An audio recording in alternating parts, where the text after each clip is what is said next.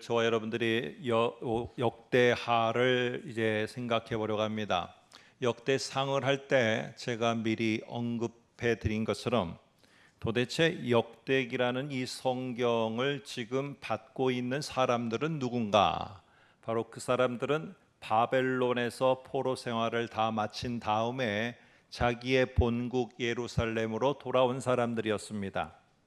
그런데 오늘 역대하를 보게 되면 1장부터 6장까지는 솔로몬의 성전 건축 이야기를 하고 있는 걸 보게 됩니다.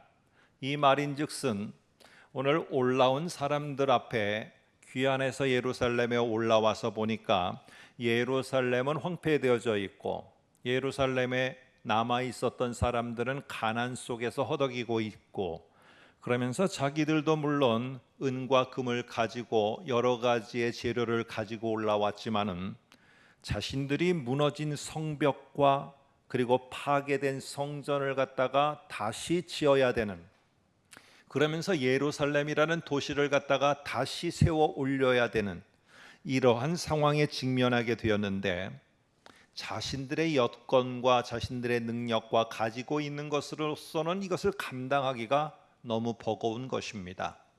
이러는 여러 가지의 어려움 상황 속에서 절망하고 있는 그러한 이 유다 백성들을 향해서 오늘 1장서부터 6장까지는 역대하의 저자가 솔로몬의 성전 건축 이야기를 하고 있다는 사실입니다.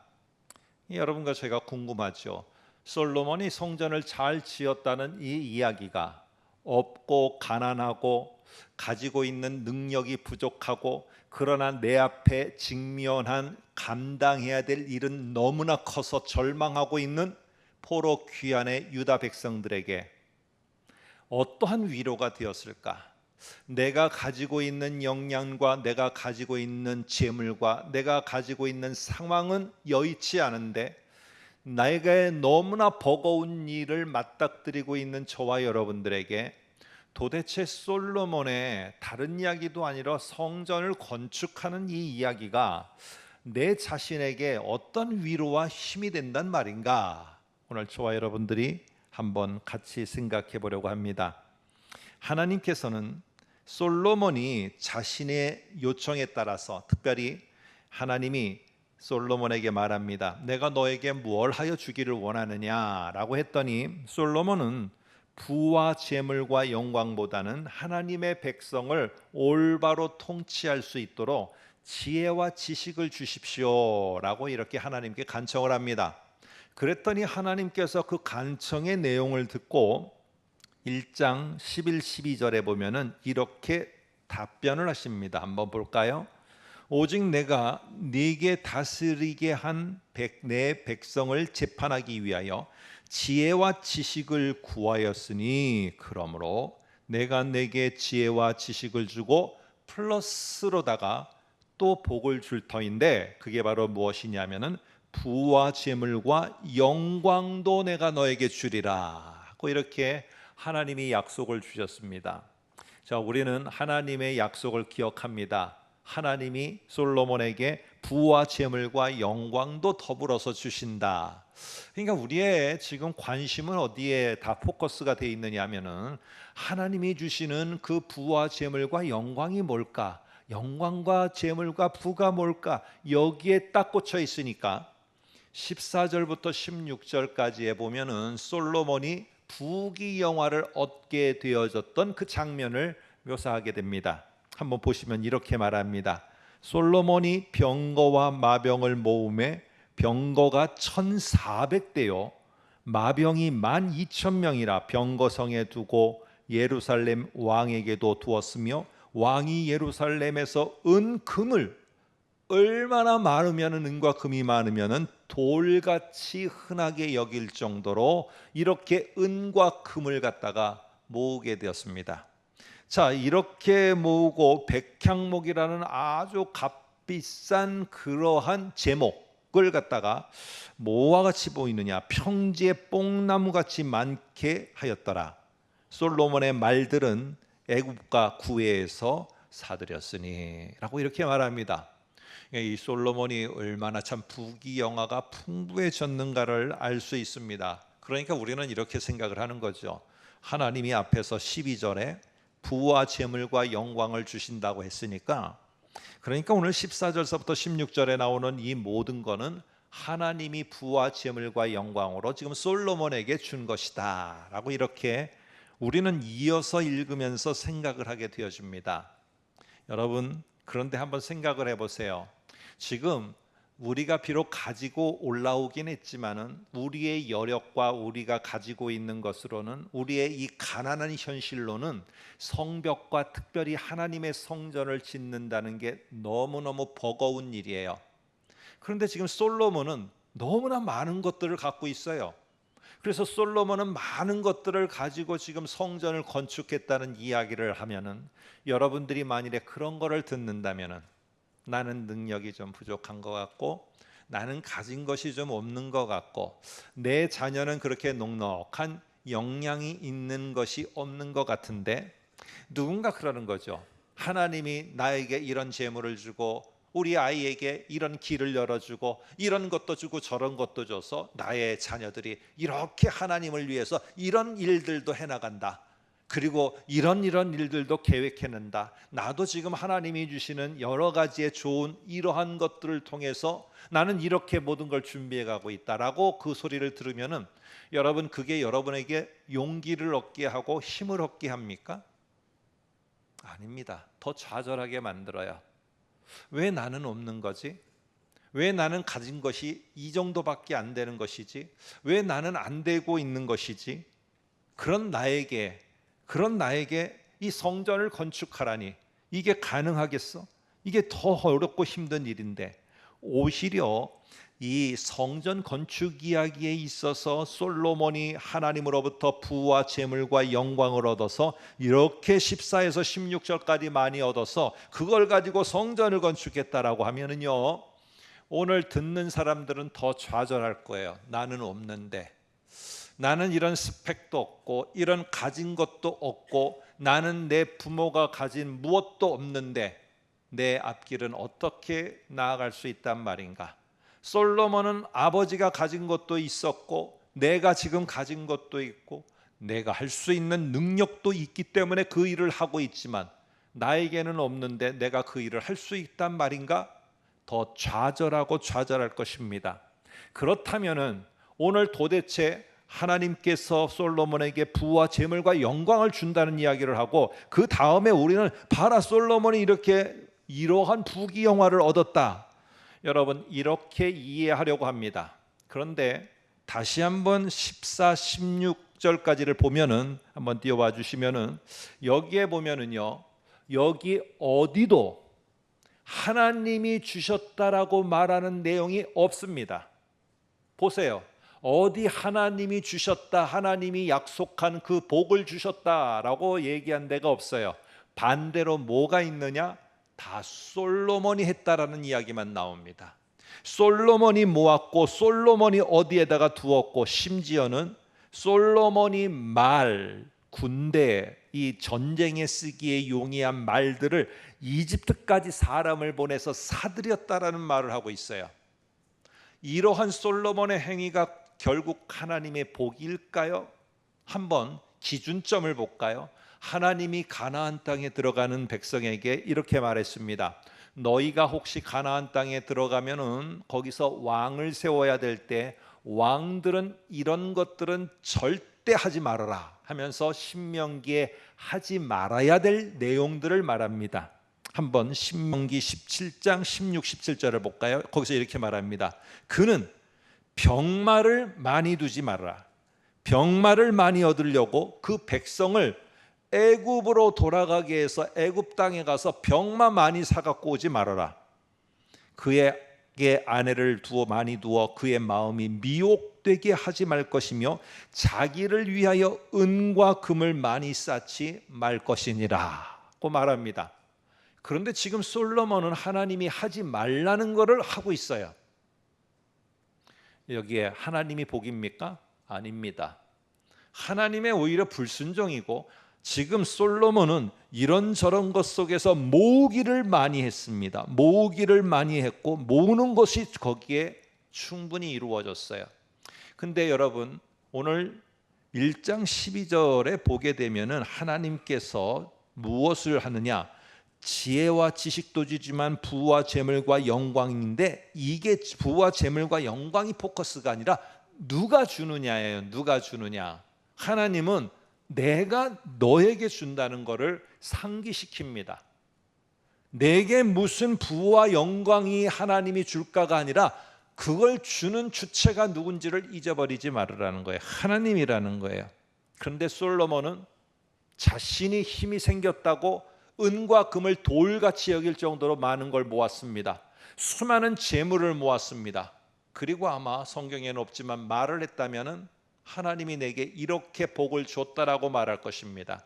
그러나 오늘 신명기에 근거하면은 그거는 하나님의 복이 아니라 하나님의 말씀의 불순종입니다.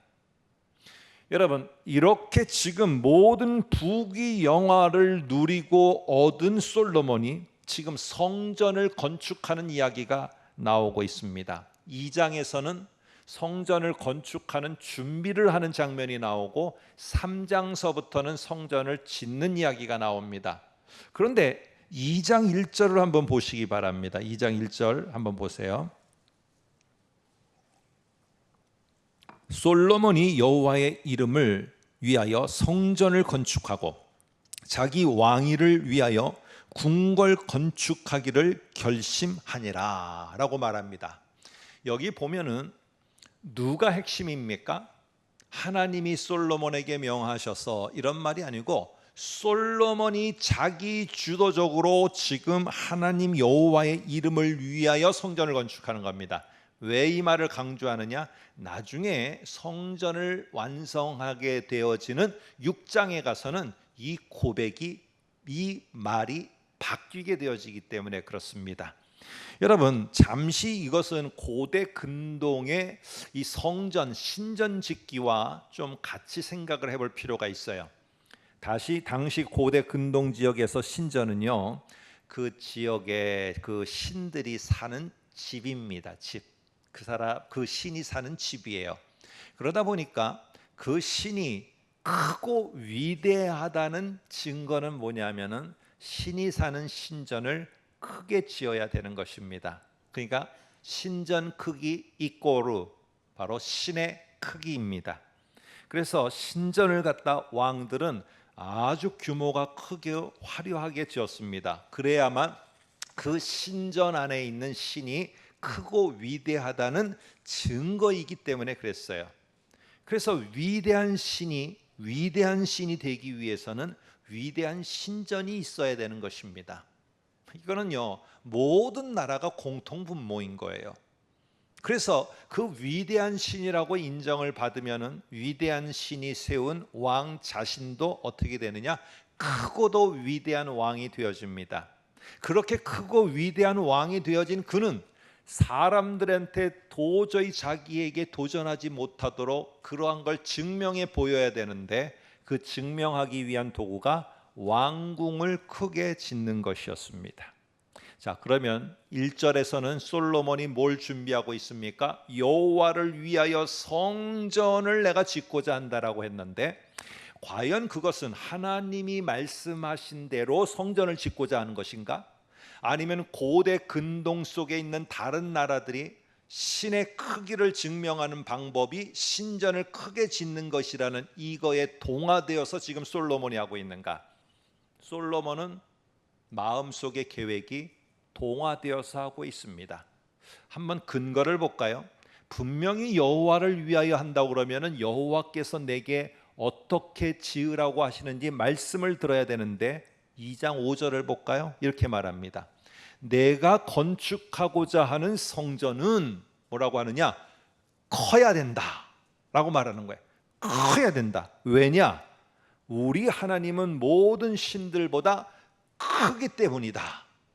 그래서 결국 하나님이 크다는 증거를 뭐로 보이느냐? 성전의 크기로다가 증명해 보이려는 게 바로 이 솔로몬의 모습입니다. 자, 2장 9절도 볼까요? 이와 같이 나를 위하여 제목을 많이 준비하게 하소서. 내가 건축하려 하는 성전은 어떠해야 되느냐? 커야 되고 화려할 것이니이다. 자, 오늘 언뜻 보면은 솔로몬이 하나님을 위해서 건축하는 거, 하나님의 영광을 위해서 하는 것 같지만 실제로는 무엇이냐? 하나님이 크다는 걸 증명하려고 성전을 크게 만드는 거예요. 하나님을 위하여라고 했으면은 하나님의 말씀이 무엇인지를 듣고 어떻게 지으라고 하는지를 들어야 되죠. 여러분, 이 솔로몬이 그래서 동원한 이 성전을 갖다가 지으려고 동원한 사람이 몇 명인가? 한번 2장 17, 18절을 볼까요? 전에 솔로몬의 아버지 다윗이 이스라엘 땅에 사는 이방 사람을 조사하였더니 이제 솔로몬이 다시 조사함에 모두 15만 3,600명이라. 그 중에서 7만 명은 짐꾼이 되게 했고 8만 명은 산에서 벌목하게 하였고 3,600명은 감독으로 삼아 백성들에게 일을 시키게 하였더라. 여러분 생각해 보세요. 다른 거 거두절미하고 감독이 3,600명이에요. 그러면 조금 이따가 보겠습니다만 지금 이 하나님이 원하는 성전의 규모는 건축 최고 건평이 80평이에요. 그 안에 들어가는 인테리어가 있다 하고 그 인테리어를 준비하는 재료를 만드는 사람들이 있다고 하고 여러 가지 것들이 있다고 한들 80평을 짓는데 15만 3,600명이다.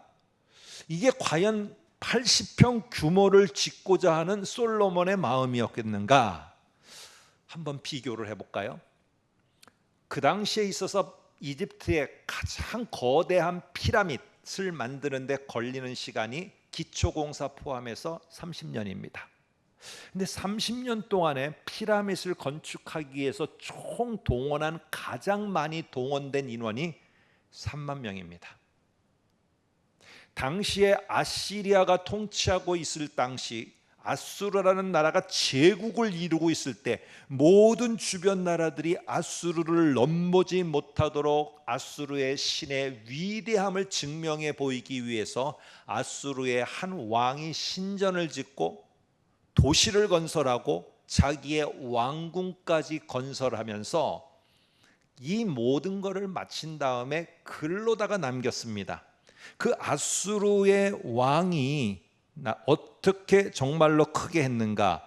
우리가 한번 같이 한번 봤으면 좋겠습니다. 앞에 화면을 띄워주시면 나는 아시타르 신입니다. 의 집을 금과 은으로 꾸미고 그녀를 위해 성스럽게 방을 만들었다. 모든 적국에서 포로를 데려와 이 신전을 세우게 하였다. 나는 4만 7천 명의 포로와 장인, 장교, 노예들을 이용해 신전과 궁전을 지었다. 그 다음에 나오는 게 왕 이름입니다. 어려우니까 그냥 보세요.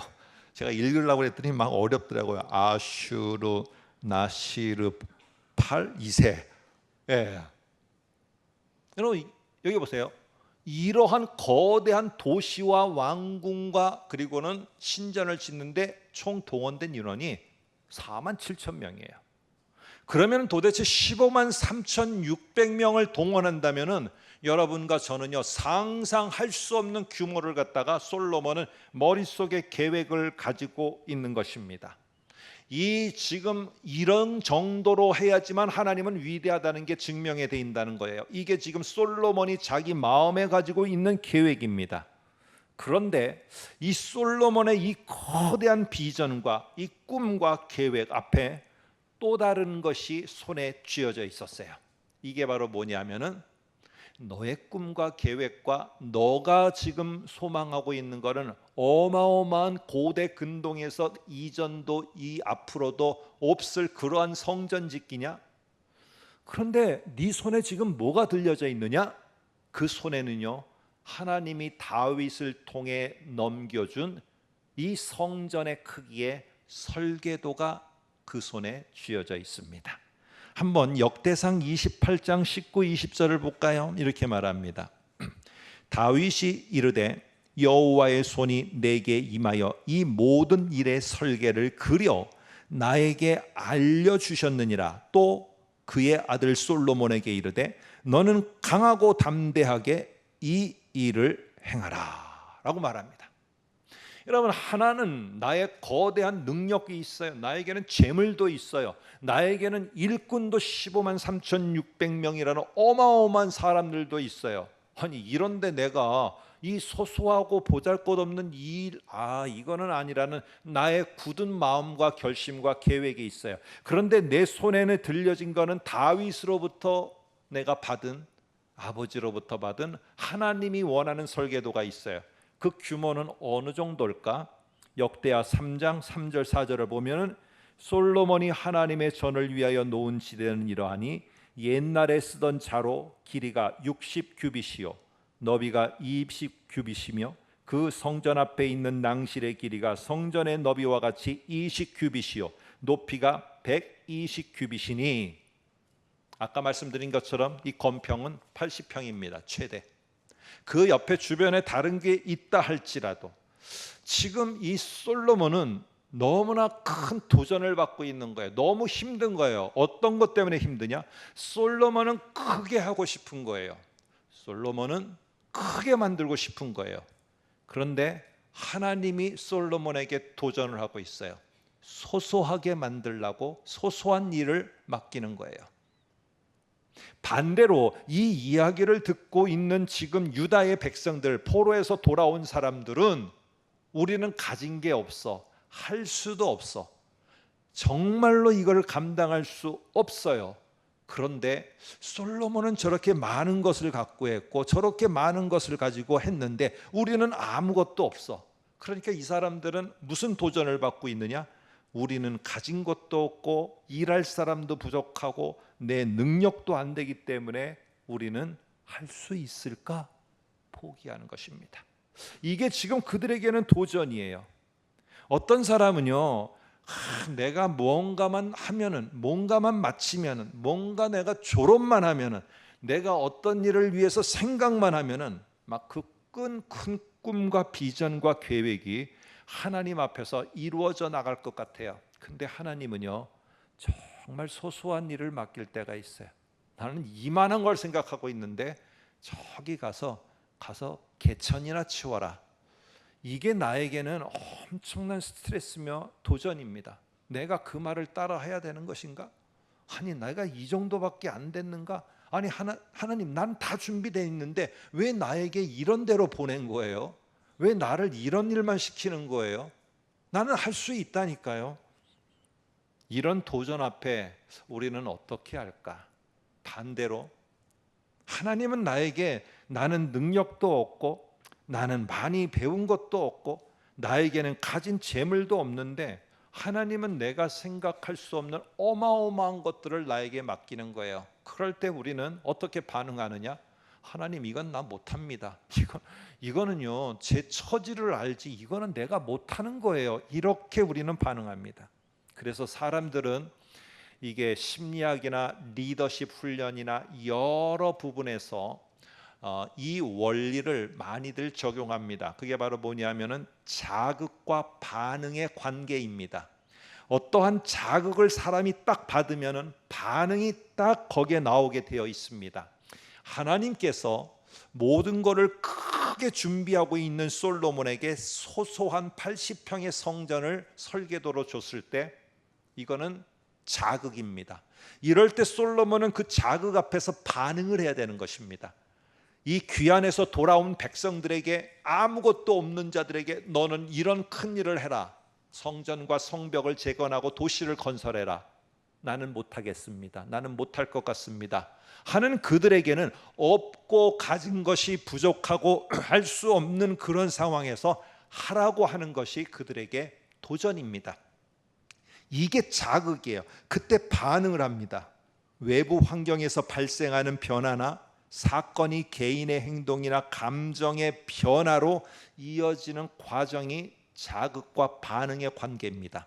그럴 때 이 돌아온 유다 백성들 같은 경우에는 어떤 마음들이 드느냐? 회피하려는 마음이 듭니다.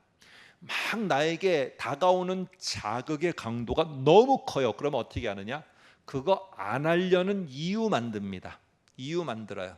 나는 이것 때문에 못하고 저것 때문에 못하고 나는 그거 안 될 것 같고 저것 때문에 안 될 것 같다는, 그래서 이유를 만들어서 그 일을 어떻게든지 회피합니다. 여러분, 이런 자극 속에서 내가 보이는 반응, 지속적인 회피가 과연 문제를 해결하고 내가 정말 그 일을 감당할 수 있는 사람으로 세워주느냐? 절대로 못 세워줍니다. 회피한다고 그게 되어지는 게 아니에요. 중요한 것은 무엇이냐? 이런 자극이 왔을 때 어떻게 하느냐입니다. 또 하나는 자극이 오면은 학습을 하는 사람이 있습니다. 솔로몬처럼 나는 계획이 이런데 하나님은 소소한 것을 줘. 왜 그랬지? 하면 나의 행동과 나의 계획을 수정하고 바꿔가는 사람이 있고 내 자신을 그 자극 앞에서 바꾸어가는 사람이 있습니다. 또 하나는 사람들이 공격을 합니다. 자기에게 그러한 상황이 되면은 상황을 향해서 나도 뭔가를 만들어서 공격적으로 해서 그 자극을 준 상대나 자극을 준 환경에 대해서 내가 공격해 들어갑니다. 이거는 양쪽 다가 다 무너지고 망하는 길입니다. 하나는 끝으로 수용하는 것입니다. 외부로부터 오는 자극을 내가 받아들이고 내가 그 앞에 수용을 하고 그러면서 그것을 따라서 움직여가는 것입니다. 포로에서 귀환한 백성들이 직면한 절망의 상황이라는 이 자극 속에서 도대체 솔로몬의 성전 이야기라는 이야기는 왜 중요했을까? 솔로몬이 지금 성전을 지은 것은 그가 돈이 많아서, 그가 사람들이 많아서, 그가 무언가 능력이 있어서 그런 게 아니라는 겁니다. 솔로몬이 성전을 지을 수 있었던 것은 솔로몬이 지은 게 아니기 때문에 가능했다는 거예요. 솔로몬은 사용만 했고 실제로는 하나님이 모든 걸 하셨다. 그리고 솔로몬은 내 계획은 이렇고 내가 할 수 있는 능력은 이런데 이런 거 하다가 자신의 계획과 능력은 다 내려놓고 하나님이 요청한 설계도를 수용하게 되어지면서 결국에 이 일은 내가 한 것이 아니라 하나님의 한 것으로 바뀝니다.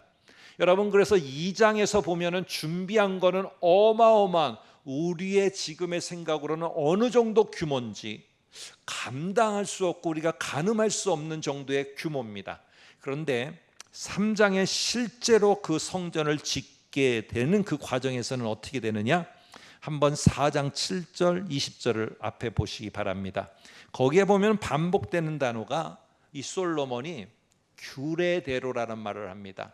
그 성전 안에 필요한 기물들을 만드는데 하나님께서 가르쳐 주신 규례대로 했다고 말합니다.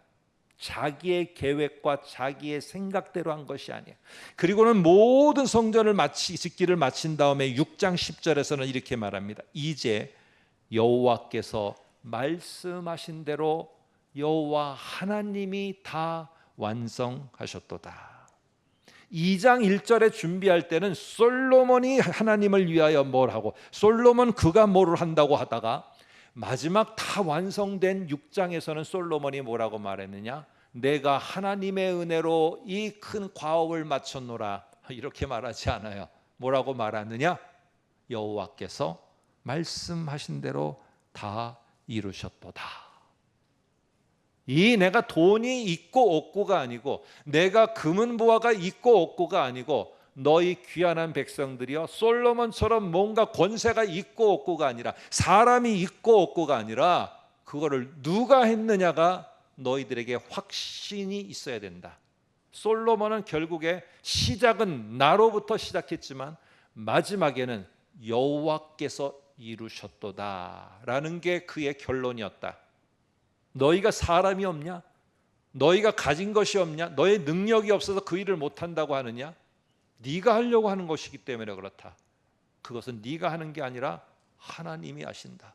솔로몬의 성전 건축 이야기의 하이라이트, 핵심은 무엇이냐? 하나님이 부와 영광과 재물을 주셨다는 게 아니에요. 자기가 가진 그것으로 자기가 하려고 했지만은 마지막에 돌아보니까 내가 한 게 아니라 하나님이 당신의 능력으로 하셨도다 합니다.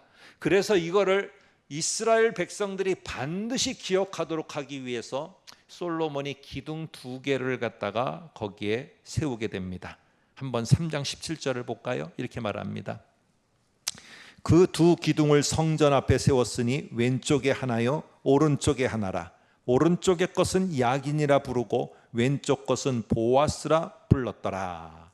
한번 사진을 볼까요? 그림을 볼까요? 이렇게 되어 있습니다.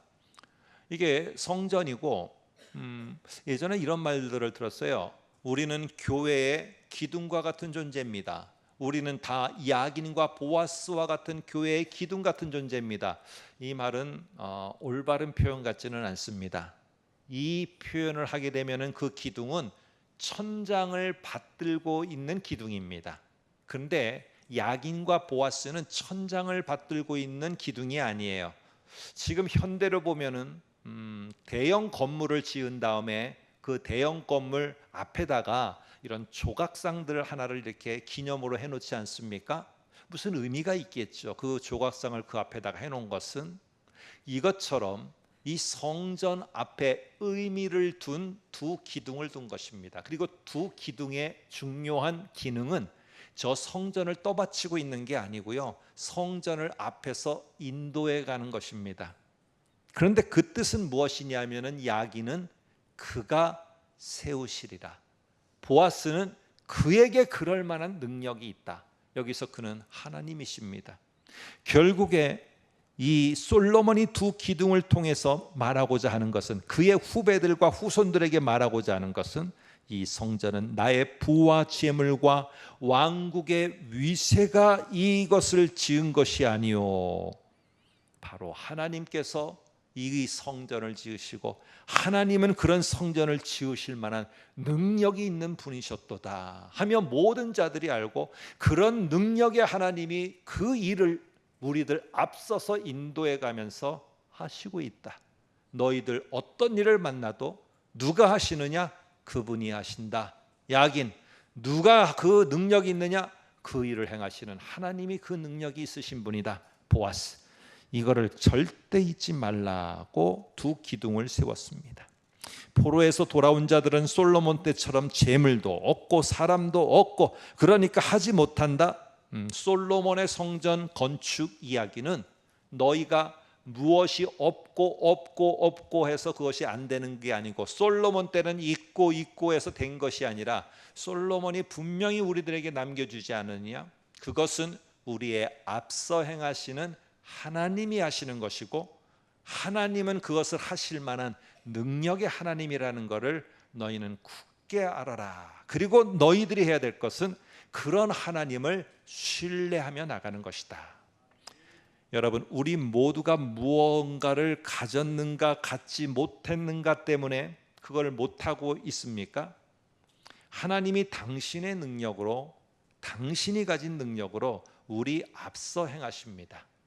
야긴, 하나님은 세우시는 하나님입니다. 보아스, 그럴 만한 충분한 능력이 계신 분이 우리의 하나님입니다. 우리가 먼저 하는 것은 바로 그런 하나님을 신뢰하는 모습입니다. 우리 모두가 못하는 것만 보지 마시고, 우리에게는 하시는 하나님이 계시고 능력 있는 하나님이 계십니다. 그런 야긴과 보아스의 하나님을 신뢰하면서 우리 어려웠던 시절, 어려운 시간들 다시 한번 굳게 일어서셔서 앞으로 나아가시는 저와 여러분 한 주간의 삶이 되시기를 소망합니다.